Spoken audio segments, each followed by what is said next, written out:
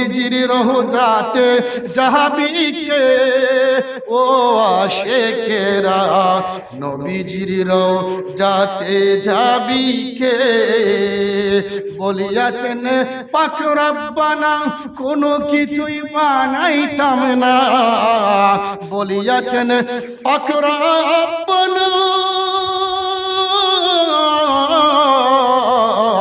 বলিয়াছেন পাক রব্বানা কোনো কিছুই বানাইতাম না সব কিছু হাবিবের খাতিরে ও আশিকেরা নবীজির রওজাতে যাবি কে নবীজির রওজাতে যাবি কে ও আশিকেরা নবীজির রওজাতে যাবি কে বাবার আমার বন্ধুরা আমার আল্লাহ রাব্বুল আলামিন যখন আমার মদিনার কামলিওয়ালা নবীকে বানাইলেন আমার মদিনার কামলিওয়ালা নবীকে আমার আল্লাহ রাব্বুল আলামিন বানায়া জান্নাতের মধ্যে একটা গাছ আছে গো যে গাছটা হাদিস শরীফের মধ্যে বলা হয়েছে নাম হচ্ছে শাজারাতুল ইয়াকিন শাজারাতুল ইয়াকিন নামক গাছের চূড়ার মধ্যে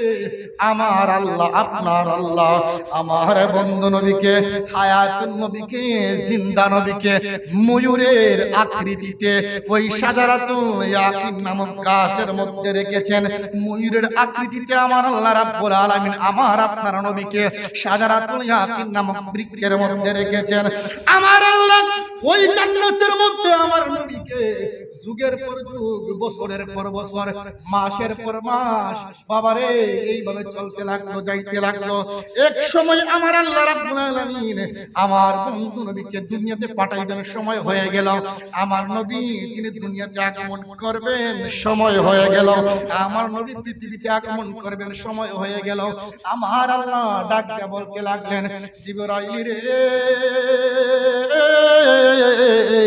ও জিবরাইল আমিন জান্নাতের ভিতরে শাজারাতুল ইয়াকিন নামক গাছের মধ্যে আমার নবীজিকে গো ওইখানে আমি আল্লাহ ময়ূর রূপে বানাইয়া রাখছি এর জিবরাইল আমিন ওই জান্নাতটা কিয়া তুমি আমার বন্ধু নবীর নুরানি নূর মুবারক ওইখানে একটা ফুল দেখতে পাইবা ওই নুরানি ফুল মুবারকটাকে তুমি আনিয়া আমি আল্লাহ রাব্বুল আলামিনের কাছে দিবা আমি আমার মদিনার কামলিওয়ালা নবীকে পৃথিবীর জমিনের মধ্যে পাঠাবো আমার নবী দুনিয়াতে পাঠানোর সময় হয়ে গিয়েছে আমার আল্লাহ রাব্বুল আলামিনের কথা শুনিয়া হযরতে জিবরাইল আলাইহিস সালাম তিনি জান্নাতের ভিতরে চলে গেলেন জান্নাতের ভিতরে যাইয়া গো শাজারাতুল ইয়াকিন নামক গাছ থেকে তিনি একটা ফুল মুবারক নিয়ে আসলেন ওই ফুল মুবারকের মধ্যে আমার নবীজির নূর মুবারক রয়েছে আনার সময় জান্নাতের গেটের মধ্যে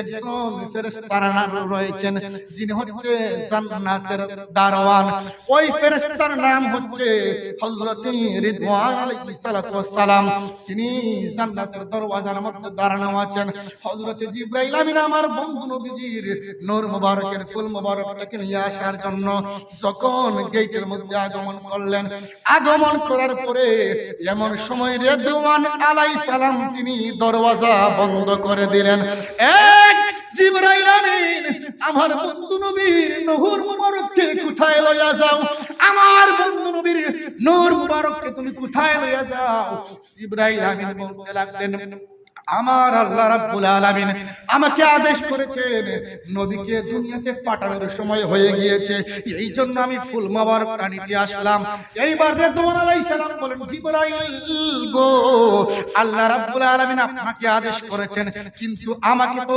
বলেন নাই এই ফুল মুবারকটা দেওয়ার জন্য আমি এই জান্নাতের পাহারাদার এই জান্নাতের দারওয়ান আমার আল্লাহ তো আপনি যে আজকে এই ফুল মুবারকটা নেবেন আমার আল্লাহ তো আমাকে বলেন নাই এইভাবে জিবরাইল আমিন এবং হযরত রিদওয়ান আলাইহিস সালাতু সালামের মধ্যে একটা তর্ক বিতর্ক আরম্ভ হয়ে গেল, কথা আরম্ভ হয়ে গেল।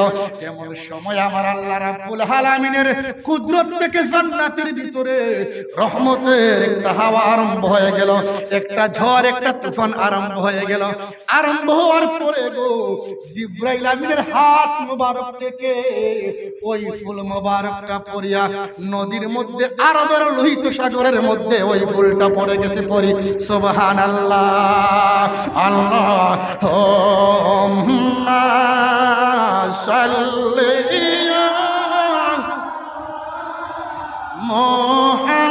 মুহাম্মাদ আল্লাহুম্মা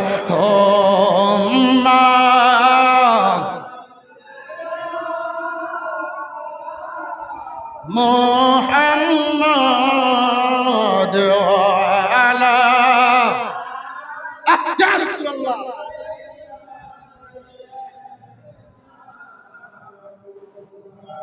وعلى آل سيدنا এমন নূরের নবী জন্মিলায়, এমন নূরের নবী জন্মিলা উম্মতি উম্মতি বলে কান্দিলা, বলুন উম্মতি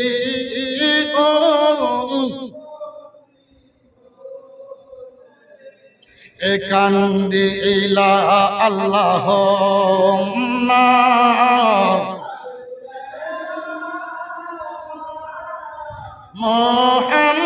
মুহাম্মাদ ওয়া আলা আলিহি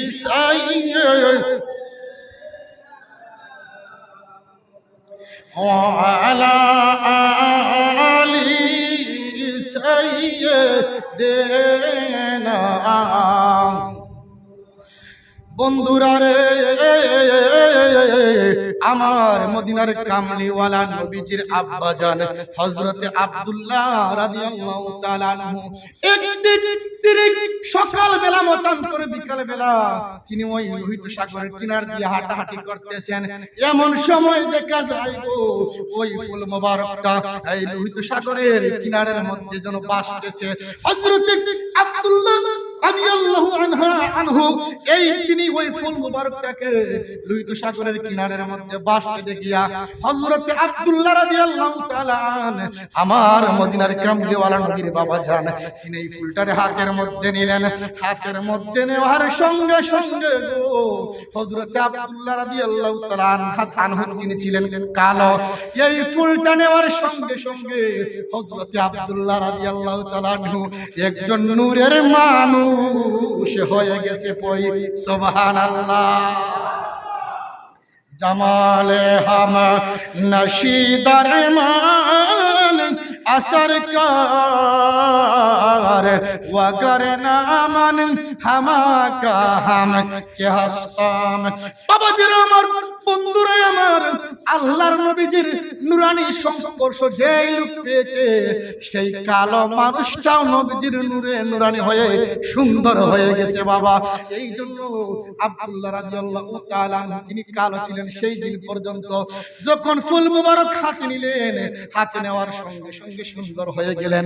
এমন সুন্দর হয়ে গেলেন মক্কাতুল মুকাররমার জমিনে, সৌদি আরবের জমিনে তৎকালীন যুগে এত সুন্দর পুরুষ আর মক্কার জমিনে নাই, এত সুন্দর পুরুষ আর আরবের জমিনে নাই।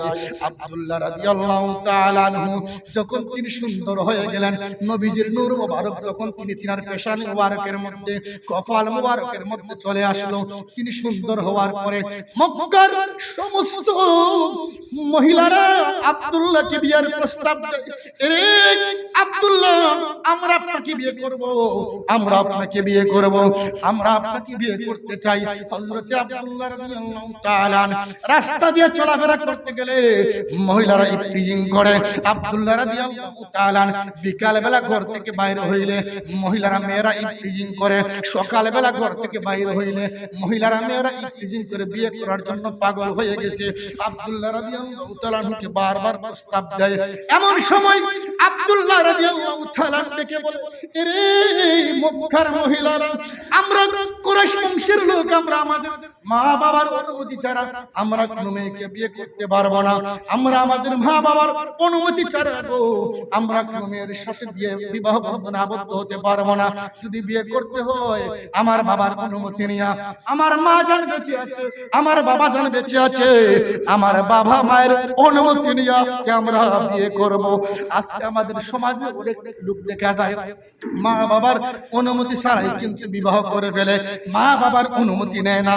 যদিও মা বাবার অনুমতি করা বিয়ে করা যায়, কিন্তু বিয়ে তখনই পরিপূর্ণভাবে শুদ্ধ হবে যখন বাবা অথবা মা অথবা উভয়জন বিয়ের অনুমতি দিবে, তখন বিবাহটা পাক্কা ফাইনাল হয়ে যাবে। যেই বিয়ের মধ্যে মার অনুমতি থাকবে না, যেই বিয়ের মধ্যে বাবার অনুমতি থাকবে না, খোদার কসম সেই বিয়ে হবে না, সেই বিয়ে হবে না, সেই বিয়ে হবে না বাবা। এটা আমার কথা নয়, এটা আমার মদিনার কামলিওয়ালা নবী হায়াতুন নবী জিন্দা নবী, তিনি বুখারী শরীফের কিতাবুন নিকার মধ্যে উল্লেখ করেছেন। বন্ধুরে, আমার মদিনার কামলিওয়ালা নবী এমনি ভাবে বিকালে বেলা তিনি প্রত্যেকদিন একটা রাস্তার মধ্য দিয়ে চলাফেরা করতেন। এমন সময় প্রতিদিন একটা মহিলা, যার নাম হচ্ছে ফাতেমা, ওয়ারাকা বিন নৌফেলের বোন ফাতেমা, চাচাতো বোন ফাতেমা, সেই মহিলাটা আইসিয়া আমার নবীকে একটা গোলাপ ফুল দিয়ে প্রতিদিন বিয়ের জন্য প্রস্তাব দিত। আরে আব্দুল্লাহ, আমি আপনাকে বিয়ে করতে চাই, আপনি আমারে বিয়ে করুন। আব্দুল্লাহ রাদিয়াল্লাহু তাআলা তিনি প্রত্যেকদিন হযরতে ফাতেমার বিবাহের প্রস্তাবটা তিনি প্রত্যাখ্যান করে দেয়, তিনি আর বিয়ে করে না। এইভাবে দিনের পর দিন তিনি তিনাকে বিয়ের প্রস্তাব দিয়েই যাচ্ছেন। হযরতে আব্দুল্লাহ তিনি বলে, আমি আমার বাবা মায়ের অনুমতি ছাড়া বিয়ে করতে পারবো না। আমার বাবা মা যেই দিন আমারে বিয়ে করাবে সেই দিন আমি বিয়ে করব, এর আগে আমি কখনো বিয়ে করব না। এমন এক সময় একদিন দেখা যায় হযরতে আব্দুল্লাহ রাদিয়াল্লাহু তাআলা বিকাল বেলা তিনি ওই রাস্তা দিয়ে হাঁটতেছেন।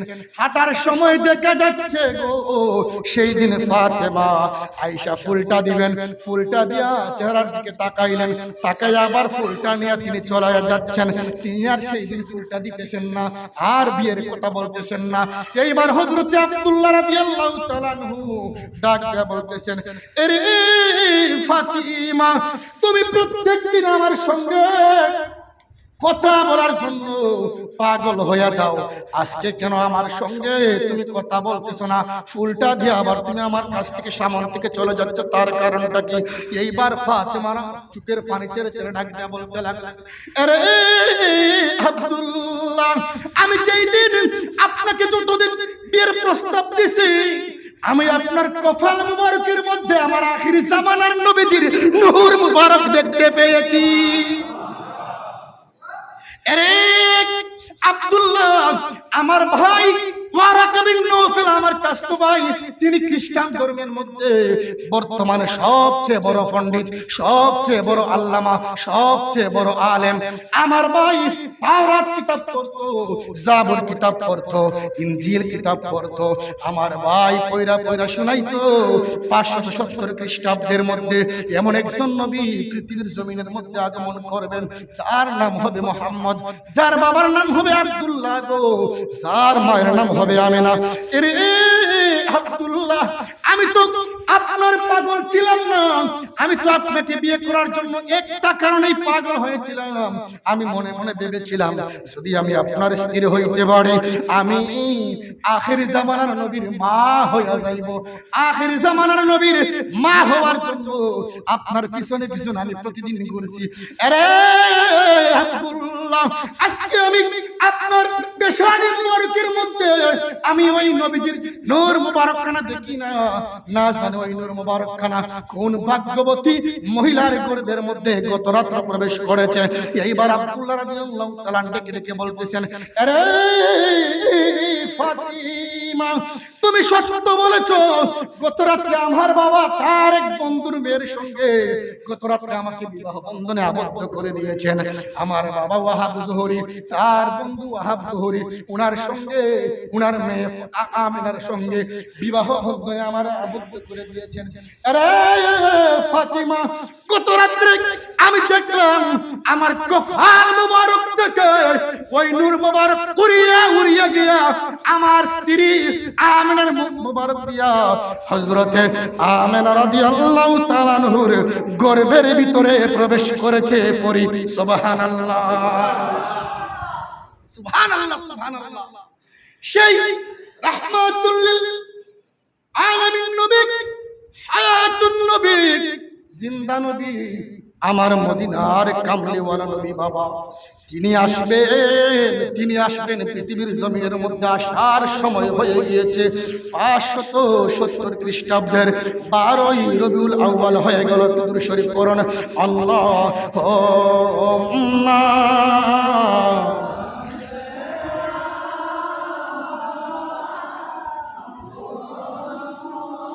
ওয়া আলা আলি সাইয়্যিদিনা ওয়া আলা আলি সাইয়্যিদিনা। নবীর প্রেমে হরে পাগল দিওয়ানা, নবীর প্রেমে হরে পাগল দিওয়ানা, তোমায় সারা নবী বেহেশতে যাবে না। আল্লাহুম্মা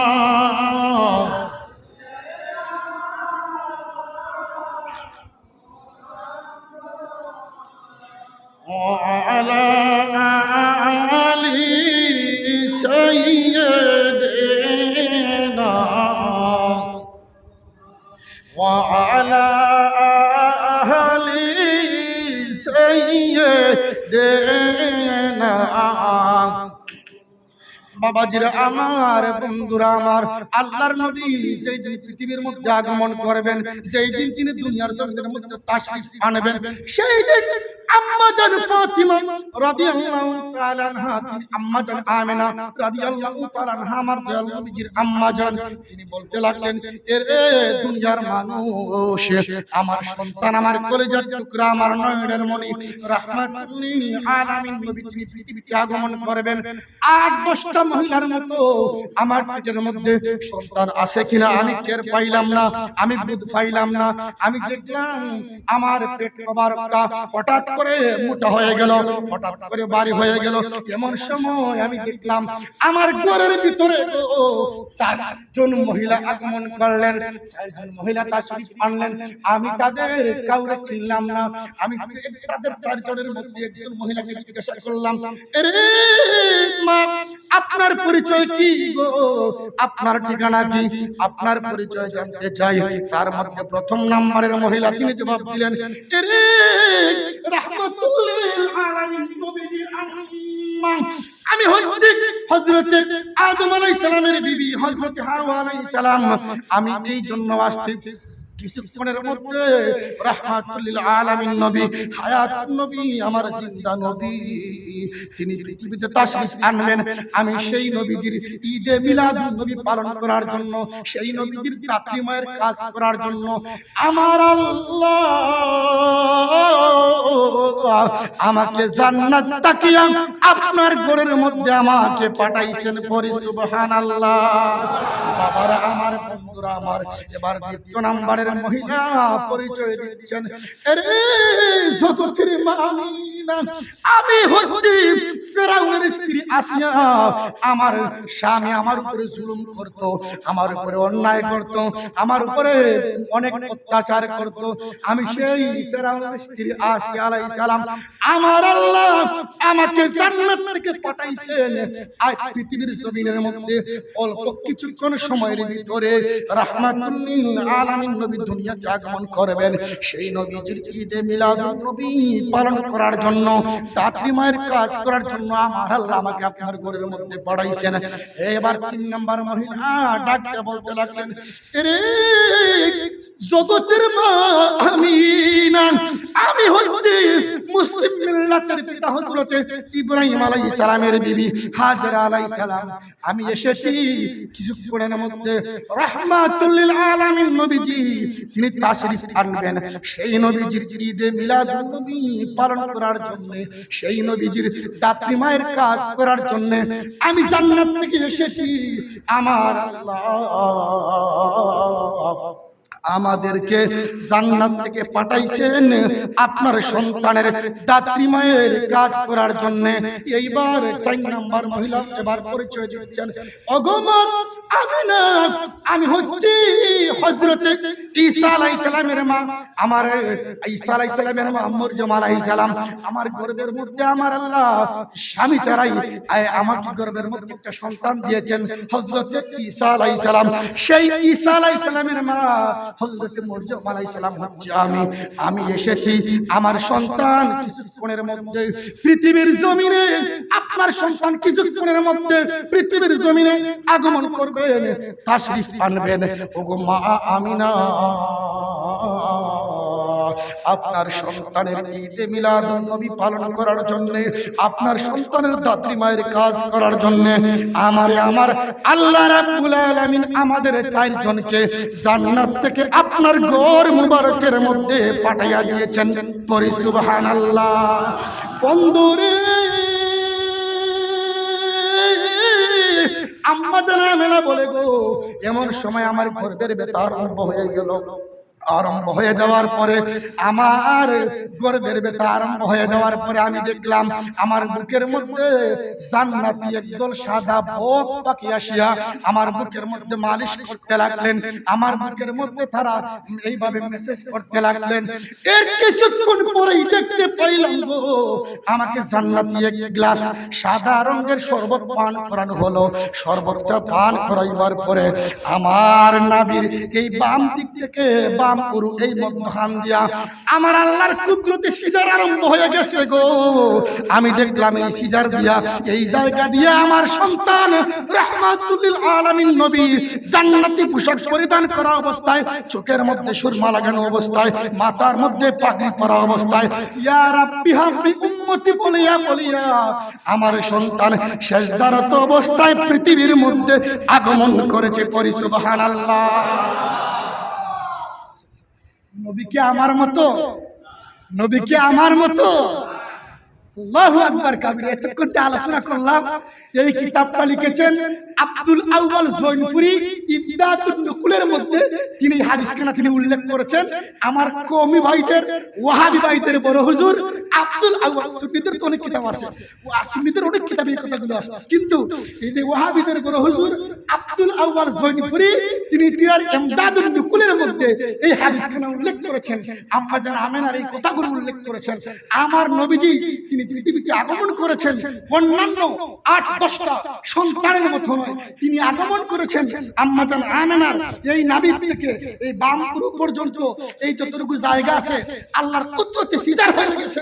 আর এই দিক থেকে আমার মদিনার কামলিওয়ালা নবী ইয়া রাব্বি হাবলি উম্মতি বলে বলে, ইয়া রাব্বি হাবলি উম্মতি বলে বলে চোখ মুবারকের নুরানি পানি মুবারক জমিনের মধ্যে উম্মতের জন্য ছেড়ে ছেড়ে পৃথিবীর মধ্যে তাশরীফ এনেছেন। আমরা কেমন নবীর পাগল? আমরা সেই নবীর গোলামি চাই কি চাই না? সেই নবীর মহব্বত চাই কি চাই না? সামনে ঈদে মিলাদুন নবী আসতেছে, আগামী শুক্রবারে ঈদে মিলাদুন নবীর মধ্যে খরচ করলে কি লাভ হবে আমরা এটা নিয়ে আলোচনা করব। আল্লাহ যেন আমাদের সকলকে তৌফিক দান করেন। সকলে পড়ি আমিন।